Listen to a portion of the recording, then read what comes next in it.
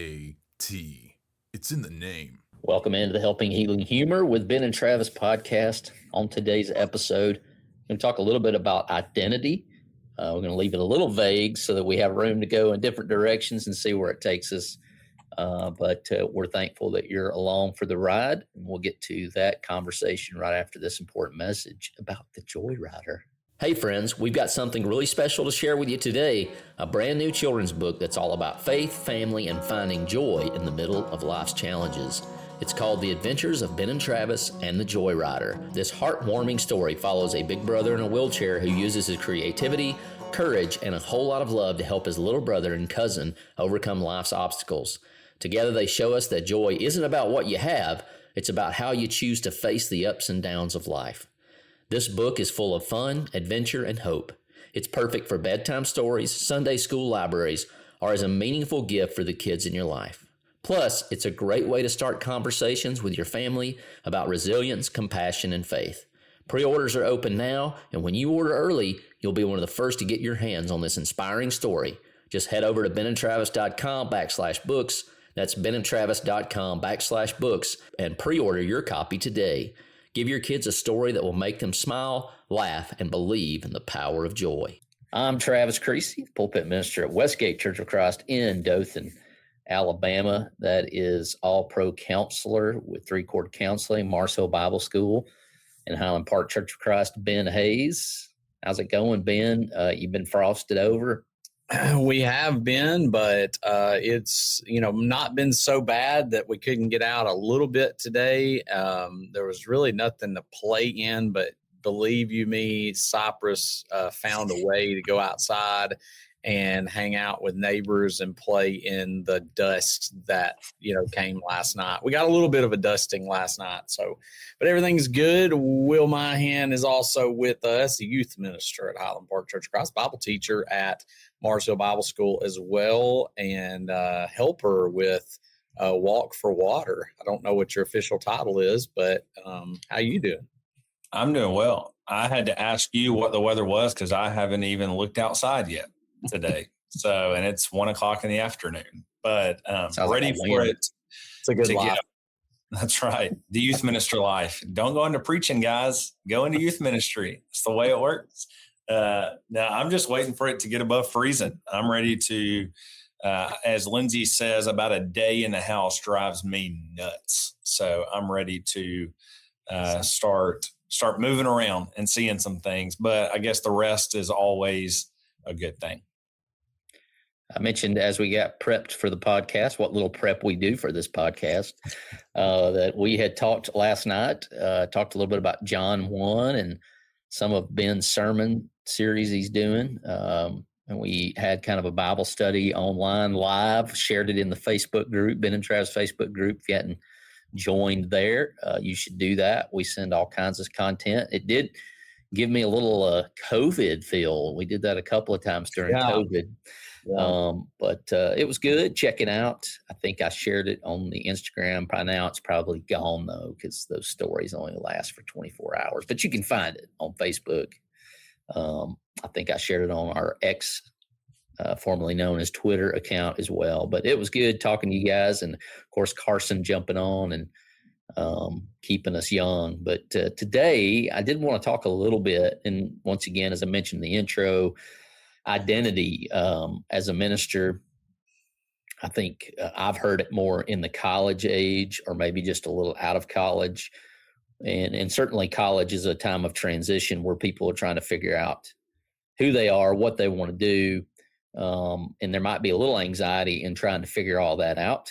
And then you're going one way and then you're 2 years into college and you're like, wait a minute, I don't want to do this. I want to do that.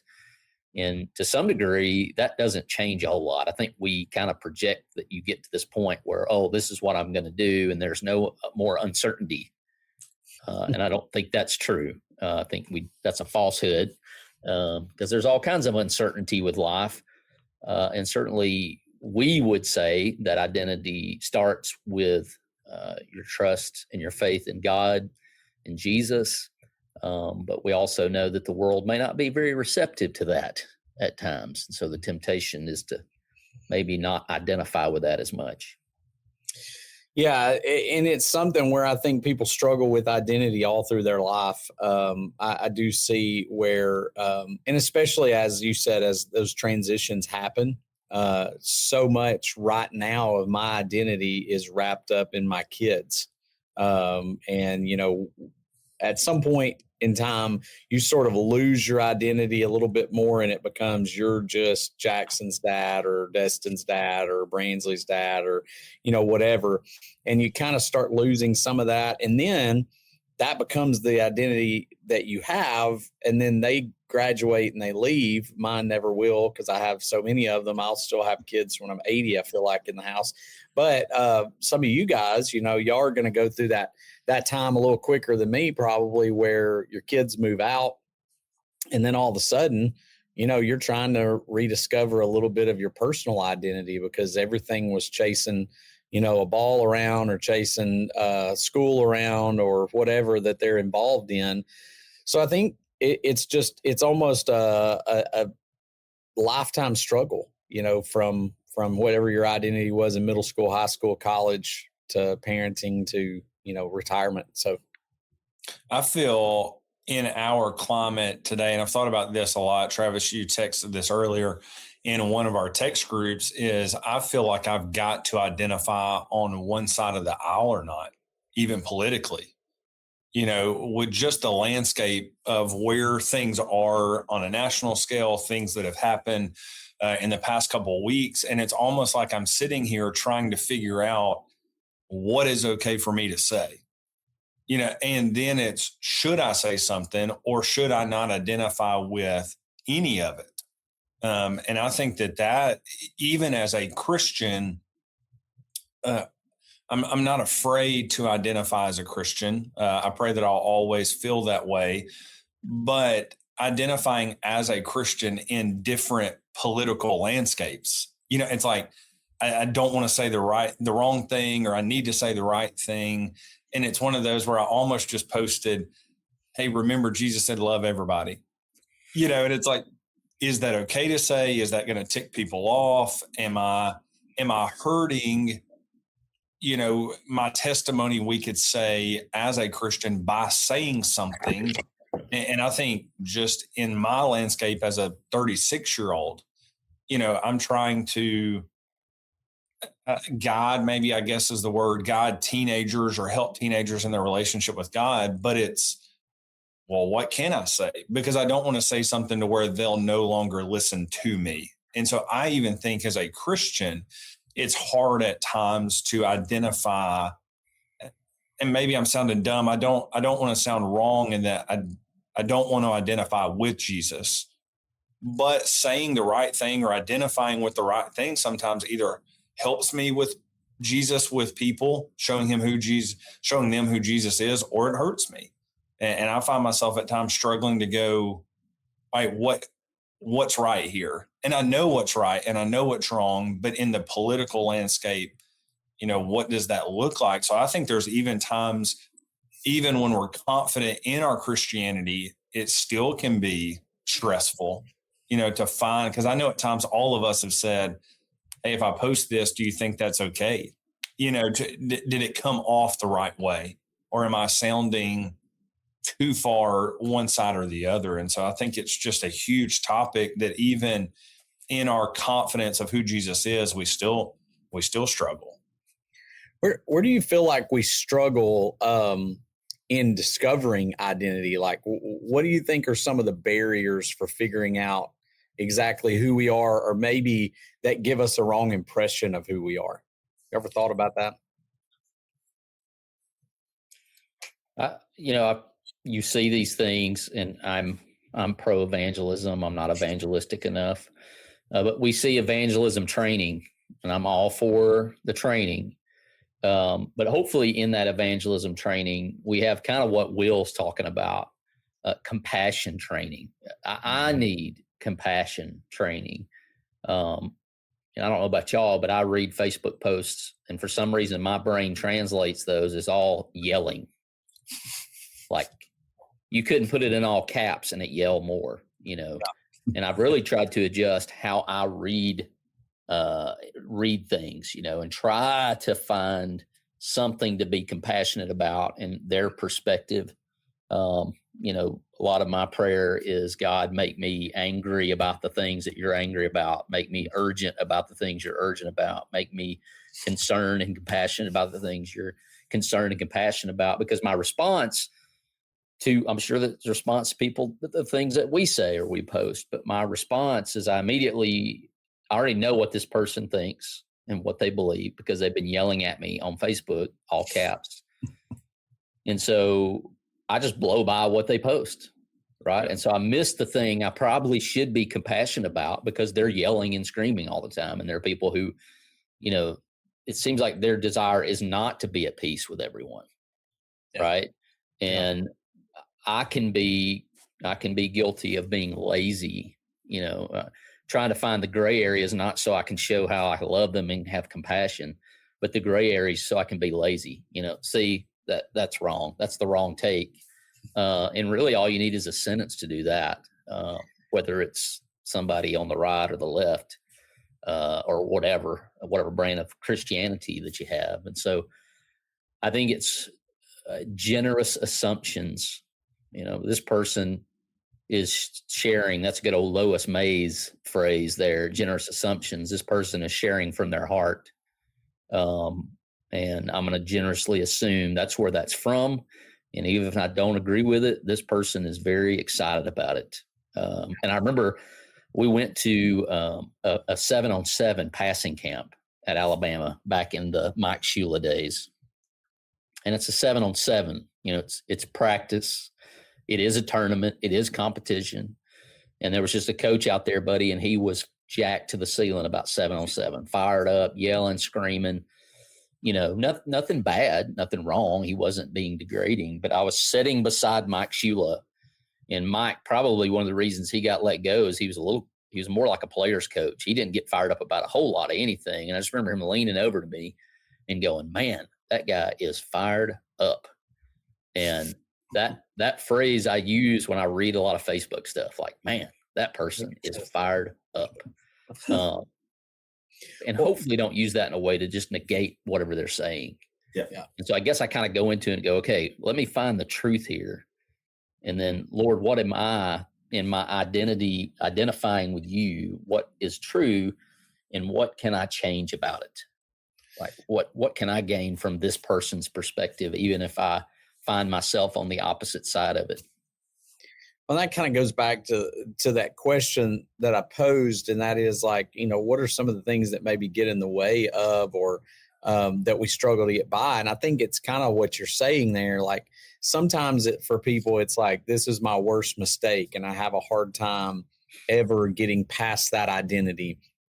I'm the one who did this thing or made this mess up. And I mean, I think in the culture we're in today, that cancel culture kind of deal, that happens a lot, where it's just really hard to get past an identity. You know, you think about some of these actors, you know, that play, you know, Steve Urkel, or, you know, some of these characters that you're like, yeah, they have a hard time getting out of that character or moving on because everyone knows them as that, you know.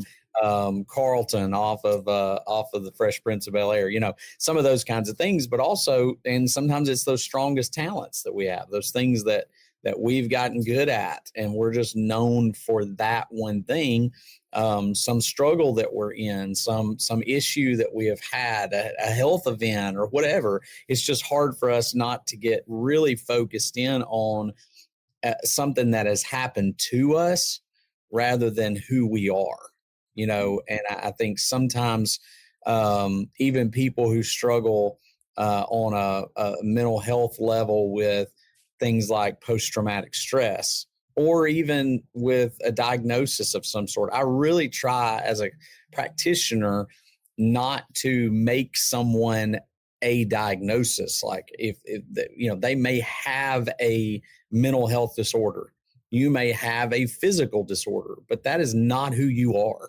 You know, that is a piece of you, that is a part of you, but it is not who you are. It's not at the core of who you are. And so, you know, I'm not, quote, bipolar. I'm not, you know, post-traumatic stress. I'm not depressed person, I have depression, or I have anxiety, or I have these things, but they're not the whole of who I am. And I think so many times we get really struck, and it goes back to the same thing you're saying.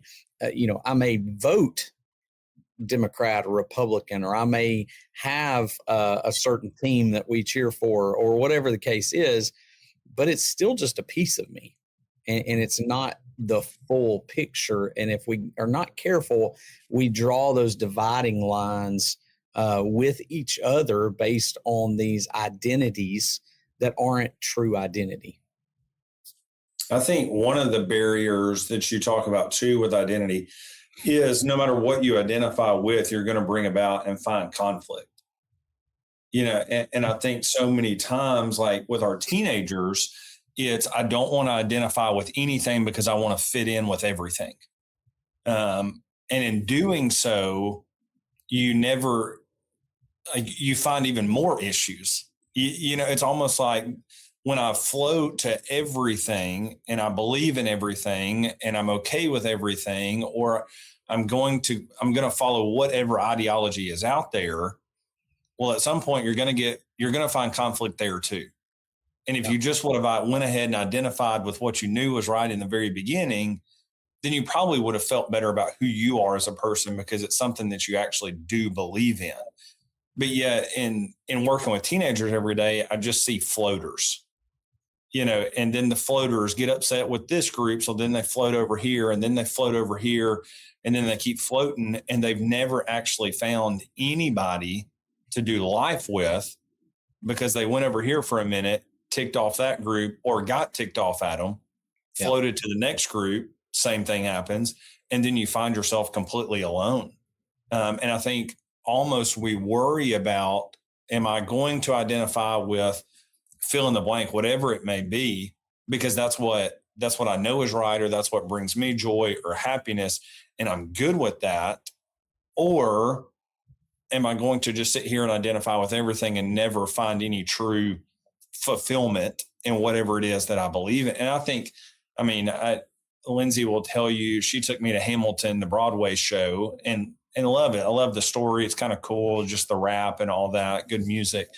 And Aaron Burr, it's like Hamilton gets so mad at him because he says, if you don't stand for anything, or if you don't stand for something, you're going to fall for anything. And then he finds conflict everywhere he goes, and it's like, who's remembered? Well, Hamilton, right? He's the one that actually established something because he believed in it, versus, Burr did some good stuff, but it's still, there's a tarnish there. And I see that a lot in the lives of our teenagers every day. It's like, if I commit to this, it's going to bring about too much conflict. So I'm not going to commit to it. And I'm going to try to find my identity in 1,000 other things. And then I find no joy and happiness in my life because I've not really identified with anything. And it kind of goes back to what you're saying. Now I don't even know who I am. And I think that brings about a lot of issues. Then as a young person grows up and they still have no clue who they are. Yeah. We live in a right now. Like you have to clarify your position on everything right now. Mm-hmm. And I think we all have intimated, however old we are, being the elder statesman of the group, that it really, it's a fluid situation. I've seen several ways of putting it, but silence is compliance, and it's less than 24 hours after an event. And it's like, no, it's quite okay to pump the brakes. I mean, even if I identify with Jesus Christ and Christianity in the scriptures, there are things at 44 that I don't agree with 20-year-old Travis, And so, something that is the bedrock of my existence has changed. And I think there's so much to, you got to clarify now. And that's a dangerous from any perspective in your life, right? I need 1,100 multiplied by 500. Tell me now. What's the likelihood of you being right? Yeah. Probably, if you're me, I'm terrible at math. I wouldn't get it right with 20 minutes to figure something out like that. Well, so I think it's in the devil, right? There's a part of that that's like, this is a way to stir up division, and we let our emotions, and I'm not against emotions, but man, I've just got to that point at my age of, man, let's get the details. Let's get the facts. But there are aspects of it that are sad, and we can be sad about. Right. Yeah. But so much of identity, one of the biggest struggles with it is living for approval. I've got to get some approval from somebody. And I think the thing that we live in today is a lot of people who are posting these things are posting them. If we're talking about posting on social media, they're posting things for approval. There's things that, hey, I want people to tell me that I'm doing good, or I want all these likes so that I can get paid or whatever. So there's a lot to going ahead and throwing things out there as quickly as you can and getting as much, likes and clicks and whatever else. And then we'll find out the details, but this is going to get me, some attention. And so that's where we have to be careful is like, think about 20 years ago, 30 years ago, if an event happened, I could disagree with that event, but I'm not going to have every person I know and don't know isn't going to know my stance on it. But because of social media, now it's like, I've got to identify with this one thing or this one event in a certain way immediately because it's so important. Because that's what our world is. And it's like you said, pump the brakes. I want to know the details, and I'm not saying one thing is good or one thing is bad. I'm opposed to violence and hurting people and all of those kinds of things. And I think all of us are. But I kind of want to know the details before, I get too far into it. And I think that's smart for all of us when we start thinking about who we are, because, one of the things that Paul talked about was, I want to become all things to all people. And so I don't like to get into a whole lot of the political discussions. I don't like to get into a whole lot of even the sports discussions sometimes, because I want to be able to look at my brothers and sisters in Christ and have a relationship with them without it always being tainted by athletics or politics or any other number of things that divide us. We just have a tendency to find divides, and I don't want that. I think division in and of itself is probably the one thing that we're trying to, to not have. We've got enough of that. So, when it comes to my identity, who I am at the core, I think all of us would identify that Christianity, that I'm a Christian, and that's kind of my number one. But, we've talked about this a lot, where my decisions are based upon my priorities, and my priorities are based on my values. And so I've got to determine, what are my values? That's really where my identity is at. I read one quote that simply said something like, identity is not something you perform, but it's something you receive. I think that's kind of an interesting way of seeing it, is like, it's not all about what I do, but about who I am, what I've already received. And I think as Christians, we can all go, well, that tracks, because we've received something from God and we have this place with him. And so many times we're searching and digging and fighting and trying to figure out our identity, and God's probably up there like, hey, I've already decided this for you. This is who you are. Yeah. I think of, how much we kind of bridged the gap between analog and digital. And there's some of this that overwhelms me to come out on one side or the other. I can't even imagine, like Will was talking about, my kids, your kids, Ben, that have never lived in a world that wasn't digital.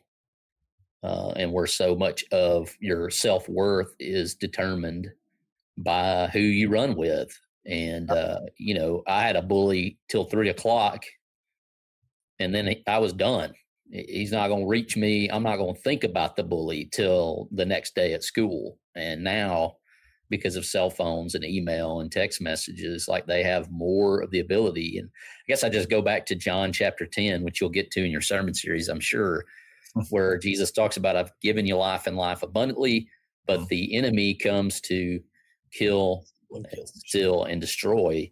And so if the outcome is kill, steal, or destroy, there's something diverted in there. And I think at the end of the day, when those things happen, we can collectively mourn and say something right there is amiss. And I think that's what people are getting at. Like, whatever the outcome, if somebody has lost their life, something has been stolen, or something has been destroyed, that is not the outcome that we're looking for. And there is nuance, tremendous nuance. And once again, why I believe and am thankful for a God who knows all the details. And I just hope that he opens my eyes to see it the way he sees it, and to be compassionate and mourn with those who mourn, rejoice with those who rejoice. Will, you got anything else before we jump to the question to wrap this up? Be the parent that takes the cell phones away. Speaking from the youth minister, and it's killing our kids, and it's killing them, especially in the topic of identity, or at least just know what they're doing. Talk to them. Because you would be amazed at how many of our teenagers, even over the past, not just like teenagers at Highland Park, but at Marseille and ones we've been around, man, they're hurting. And I think a lot of it is because they are so stressed about like what they have done, what they're currently involved in, and just how that compares to finding an identity in Jesus. And I'm a huge proponent of, man, the more distractions we can take away, the better they can find, what they need. So, be that parent. You'll be, they'll be thankful, and they'll love you for it. They may not like you right now, but they'll love you for it. That's a big thing. All right. The question of the day, the one I saw first was, which one of your friends is the most likely your therapist? And that's kind of an easy answer. The man, the myth, the legend, Ben Hayes himself. I'll throw this out here. I'll give a couple, right? Like, which part of your life is the most mysterious? Do you need to be more optimistic or realistic? Or what's your biggest daily struggle? And if you've got guts, what annoying behavior of yours do you blame your mother for? Whichever answer you'd like to give, I won't make you give one for each, but I'll blame my mother for one. Okay. And she won't ever listen to this anyway. But we have recently been talking about this in my house, and I have it, and my daughter has it, Destin. And I even called her Nadine this morning because she was acting like mom. But it's this inability to be still. Like, I have no ability to be still. Like, I hate these snow days, because if I can't get out and play in it, it's driving me crazy. I'm not a lay around the house kind of guy. Like, I'm always walking around trying to do something. And if I'm not doing something, I'm eating something. So it's like, I got to have, something going on. And I think I get a lot of that from my mom. That's probably also one of my secret struggles, is not being able to slow down. So those probably merge together. But I think that's probably the one I would call out. Well, any of those strike your fancy? I think, I don't know that it's from mom, maybe from mom and dad, but Lindsay gets sick of everything like turning into a religious conversation, like not a negative, towards, she's not being like negative towards what we're doing. But she's like, for the love of everything, can you go just talk to your parents without getting in an argument about church? I was like, this is not an argument. This is iron sharpening iron. That's one right there that probably it pays off later down the road, I think. But, it's like, wow, we just had Bible class, worship, and now we're still talking about this again. And it's usually not just it's usually an argument here or there. So it's not just like a calm, thing there. And then I would say that I just have a pretty mysterious life outside of Marseille and Highland Park. Like, I don't think that Lindsay even says, she's like, you're just a really weird person. and you're just kind of unique. So I'm just kind of curious, like, I don't know. I would be curious to know what people actually think about me, because I think that would be interesting and fun. Because I say I'm an introvert. Lindsay says I'm a liar. But I think I love to go be by myself. And I don't know what it is, but I just kind of like to go ride around, go walk somewhere. Just kind of, I enjoy going and reffing where a lot of people have no idea who I am, just to kind of get away. So I'd say those two probably. What about you, Travis? It's kind of the mysterious part. People don't know about this Ben and Travis gig on the side here, and that's kind of fun. But, I think what's your biggest daily struggle, and do you need to be more optimistic or realistic? I think those two questions go together. I think most people would look at me and go, well, you're an optimistic guy. And I certainly project that, I guess, when people see me at church. But, it's kind of that balance of being both and finding a good balance. Got a lot of cynicism. You guys get that in the text group more than anybody else gets it. But it's kind of one of those things that I'm fearful that I'll cease to be able to be moved. And I think that's a big aspect of Jesus. Will mentioned Jesus wept. The more and more I read that text, I think it's from frustration, which I can totally connect with, right? Yeah. There are just times I want to just weep for humanity itself. Mm-hmm. But yeah, I mean, I think just our discussion today, I've got so many people, and it's not necessarily a balancing act. I think it's not as difficult as we sometimes make it out to be, but I wear it as a badge of honor that I love and care for so many people with so many different beliefs and backgrounds, and to connect with them at some level. And I guess the mysterious part is I do have a deep desire to connect with people, and not ostracize them. But that also turns into not really standing for anything sometimes. And so I guess I'm concerned that I don't stand up for much. But I guess my prayer is that I stand up for the things that matter to God. So, well, I appreciate it, guys. Went a little long, probably because I went a little long myself. But you guys are awesome. I appreciate you. You're good folks. We're all ministers, so we have the gift of gab at times. So we all contributed to going long in it today. So appreciate it. Have a good one. Thanks for being with us for this episode of the Helping Healing Humor podcast. Be sure to download our free ebook, 28 Days of Focused Living, at benandtravis.com, and receive all of our Helping Healing and Humor extra content directly in your inbox. We look forward to having you join us at the same Ben and Travis time, same Ben and Travis channel.